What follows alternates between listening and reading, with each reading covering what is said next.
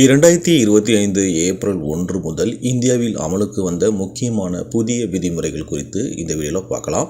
முதலில் வரி விதிகளில் ஒரு பெரிய மாற்றம் உள்ளது. இப்பொழுது ஆண்டுக்கு 12 லட்சம் வருமானம் வரை வரி விலக்கு வழங்கப்பட்டுள்ளது. கூடுதலாக 75,000 ஸ்டாண்டர்ட் டிடக்ஷன் வழங்கப்பட்டுள்ளது. இதனால் 12,75,000 வரை வருமானம் பெறுபவர்கள் வரி செலுத்த தேவையில்லை.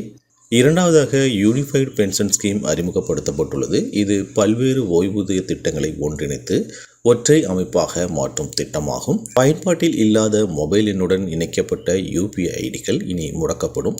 இது பாதுகாப்பு காரணமாகவும் மோசடி தவிர்க்கும் முயற்சியாகவும் வருகிறது.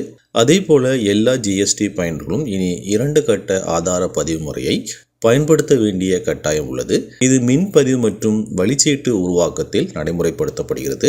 அதே போல ஒரே பேன் எண்ணில் பல GST பதிவு உள்ள நிறுவனங்கள் இனி இன்புட் சர்வீஸ் டிஸ்ட்ரிபியூட்டர் என பதிவு செய்ய வேண்டிய கட்டாயம் உள்ளது. இது ITC பகிர்வை சேர்மைப்படுத்தும். மூத்த குடிமக்களின் வட்டி தொகையில் TDS விதிக்கும் வரம்பு இப்பொழுது 1 லட்சமாக உயர்த்தப்பட்டுள்ளது.